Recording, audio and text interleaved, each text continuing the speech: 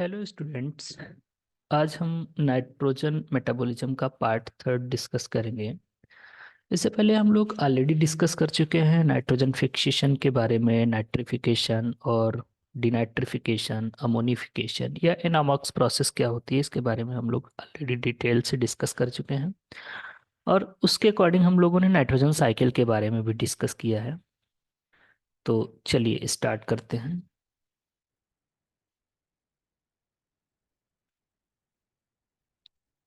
Students, हम लोगों ने यहाँ तक डिस्कस किया हुआ है कि जो नाइट्रोजन फिक्सेशन है, नाइट्रोजन फिक्सेशन का मतलब मैंने ऑलरेडी बता चुके हैं। नाइट्रोजन फिक्सेशन का मतलब होता है जो एटमॉस्फेरिक नाइट्रोजन है उसका रिडक्शन होना, किसमें? अमोनिया में। ठीक है ना। ये यहाँ पर इसका क्या होता है? रिडक्शन किया जाता है। जो एटमॉस्फेरिक नाइट्रोजन है उसका अमोनिया में रिडक्शन किया जाता है। इंपॉर्टेंट पॉइंट ये भी आपका है कि जो most of the nitrogen fixation है वो आपका बायोलॉजिकल प्रोसेस है। कैसा प्रोसेस है? बायोलॉजिकल प्रोसेस है।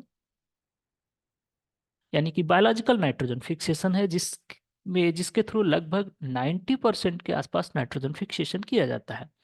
और इसमें आपके जो बैक्टीरिया हैं वो नाइट्रोजन फिक्सेशन करते हैं, या फिर बीजीए जिनको हम साइनोबैक्टीरिया कह सकते हैं, ये आपके क्या है, नाइट्रोजन फिक्सेशन का काम करते हैं।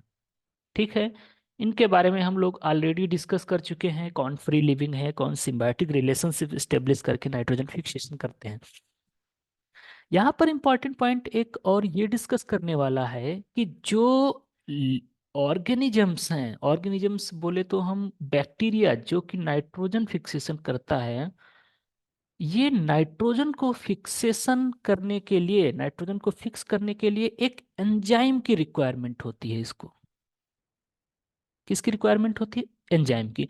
और उस एंजाइम का जो नाम है नाइट्रोजिनेज, उस एंजाइम का क्या नाम है? नाइट्रोजिनेज। इट मीन्स ये जो नाइट्रोजन फिक्सेशन होता है, जो एटमॉस्फेरिक N2 है उसका कन्वर्जन जो या रिडक्शन अमोनिया में होता है, इसके लिए एक एंजाइम की रिक्वायरमेंट होती है। और वो एंजाइम क्या है? नाइट्रोजिनेज। एंजाइम का नाम जो है वो क्या है? नाइट्रोजिनेज। ठीक है।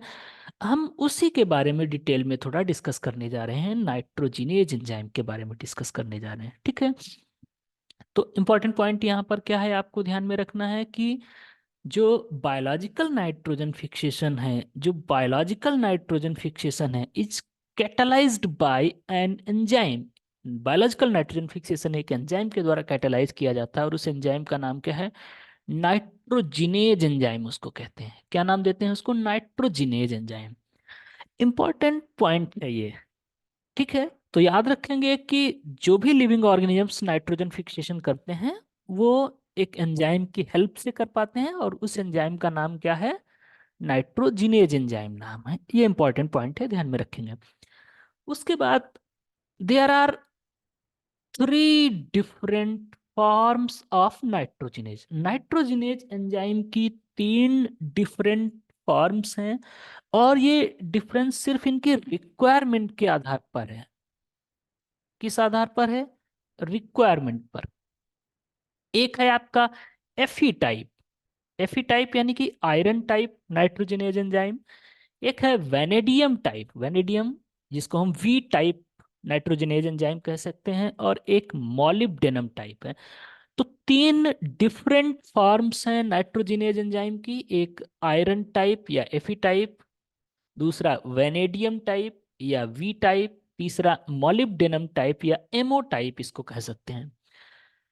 दूसरा इंपॉर्टेंट पॉइंट है, जो एमओ टाइप का नाइट्रोजिनेज एंजाइम है ये मोस्ट स्टडीड है, यानी सबसे ज्यादा स्टडी जो है इसकी की गई है। किसकी? जो MO type nitrogenase enzyme.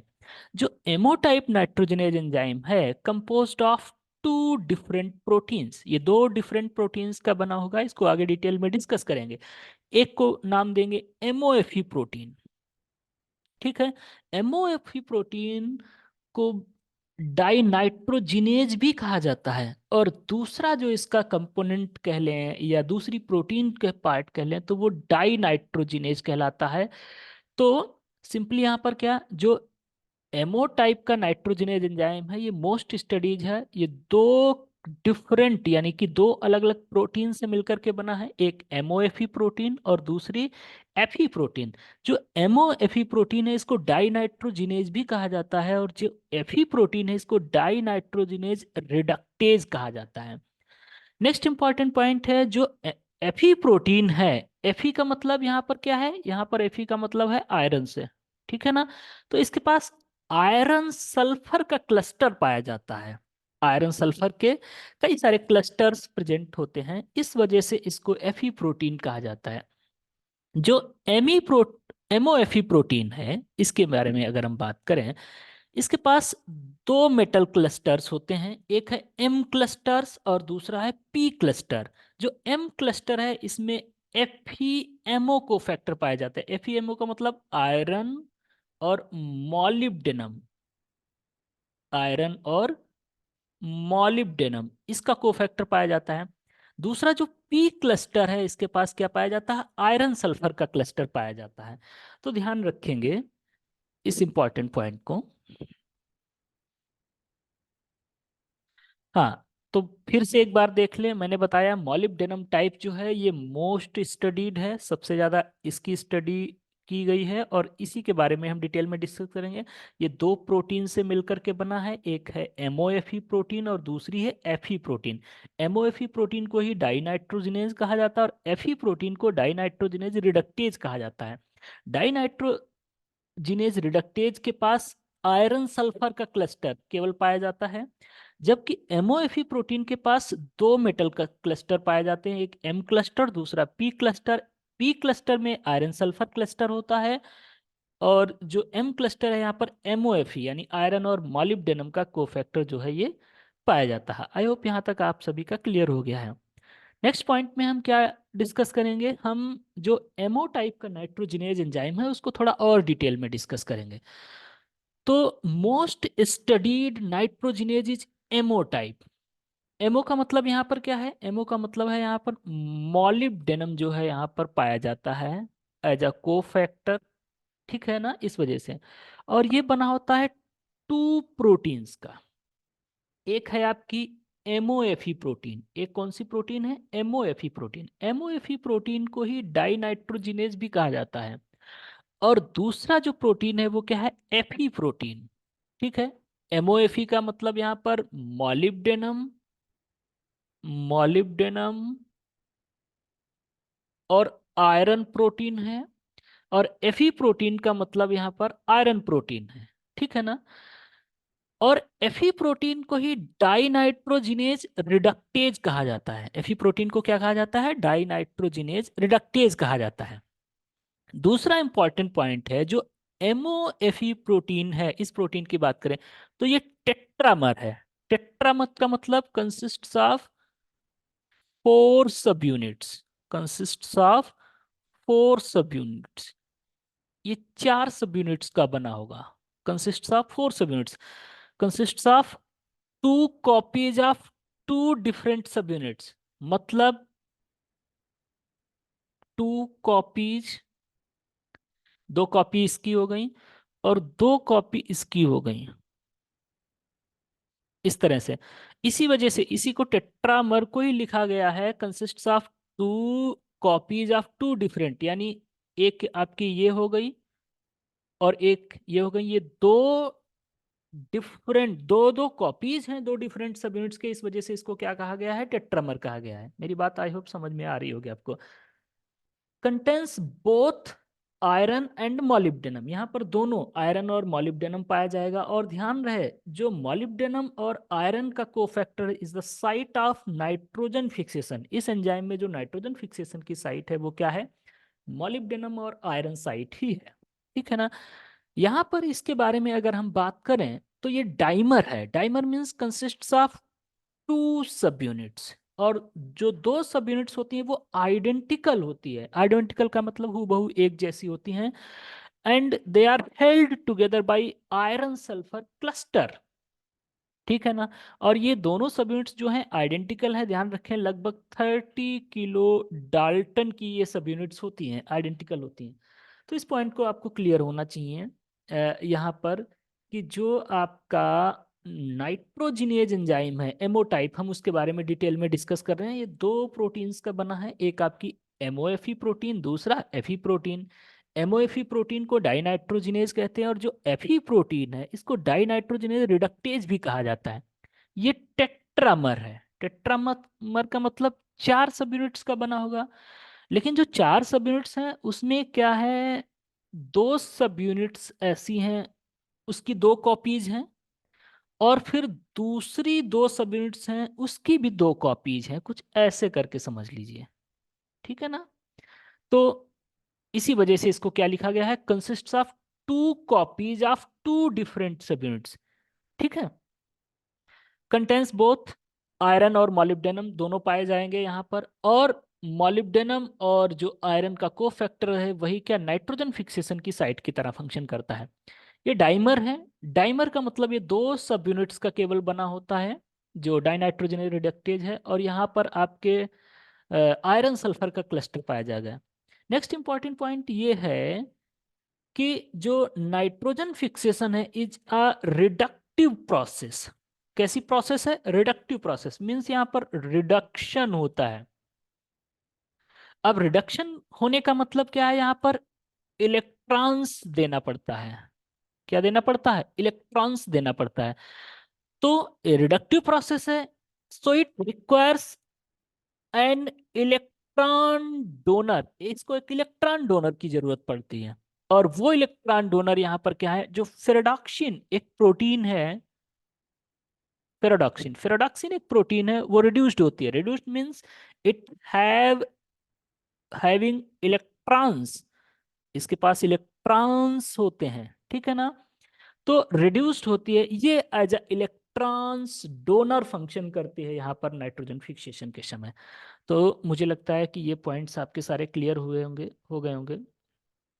Next point में हम डिस्कस कर लेते हैं नाइट्रोजनेज के बारे में, थोड़ा सा और डिटेल में डिस्कस कर लेते हैं। ये आपके सामने नाइट्रोजनेज एंजाइम कॉम्प्लेक्स है। इसकी दो मैंने प्रोटीन्स बताई, एक एमओएफई प्रोटीन्स और दूसरी कौन सी है, एफई प्रोटीन्स। अब देखो, एफई प्रोटीन को मैंने बताया ये कैसा है, डाइमर।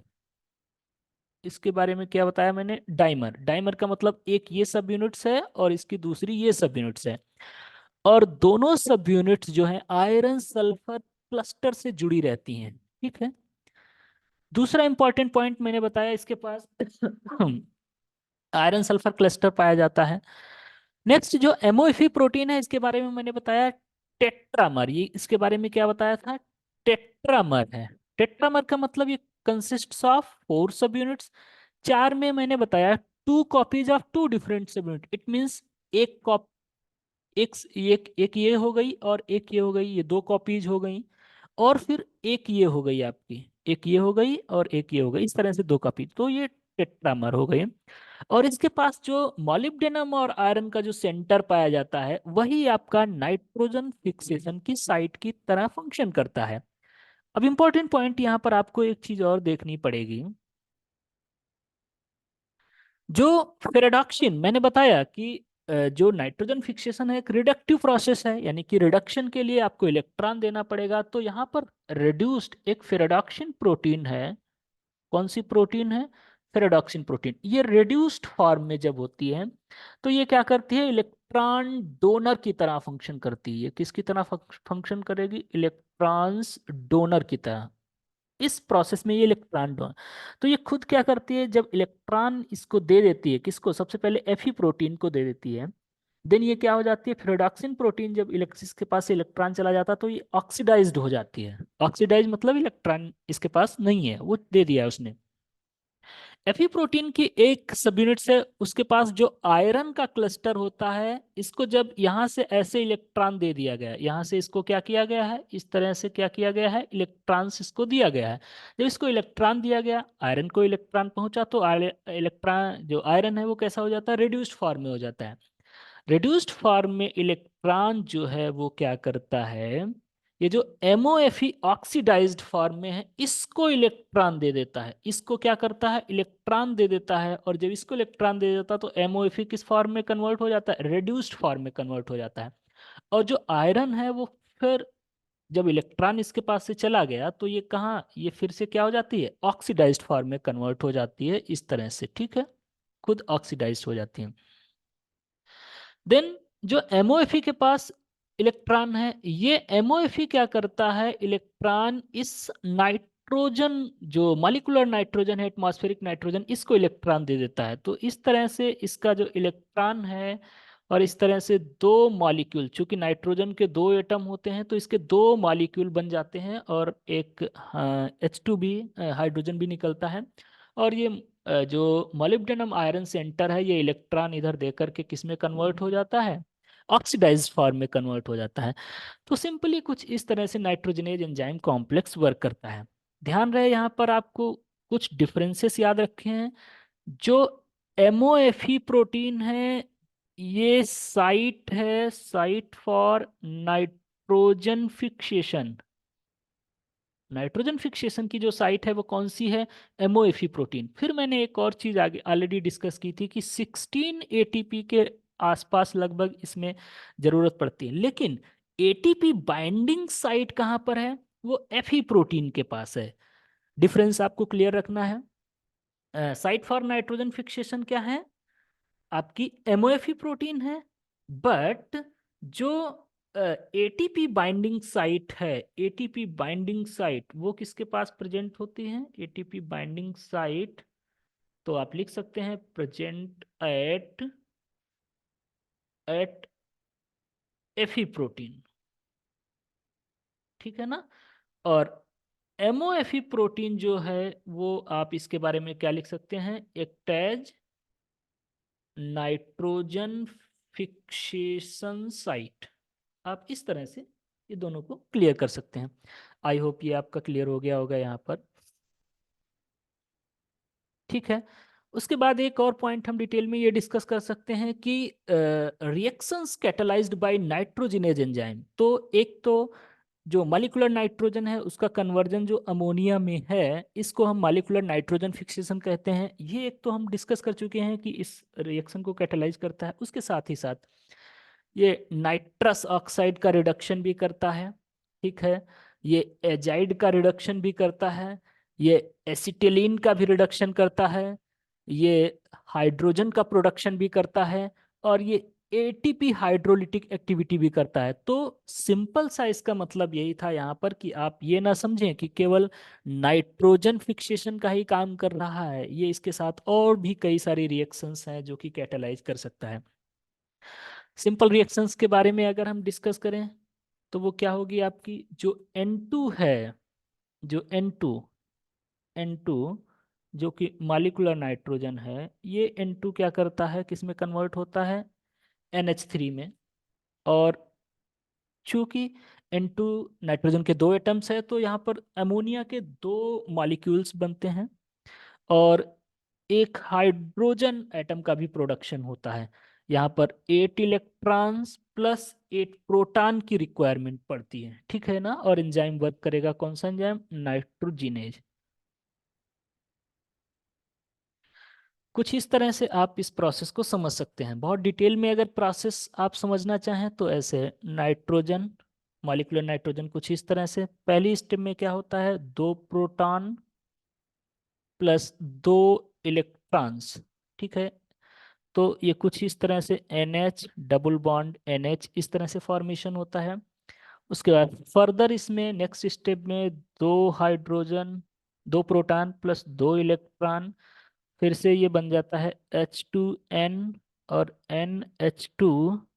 और उसके बाद फर्दर ये स्टेप एक और आगे बढ़ती है, दो प्रोटॉन प्लस दो इलेक्ट्रॉन, और देन बन जाता है 2 × NH3, यानी अमोनिया के दो मॉलिक्यूल इस तरह से बनते हैं, ठीक है ना।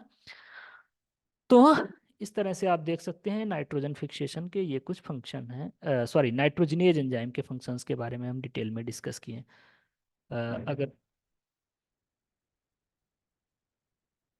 Thank you so much.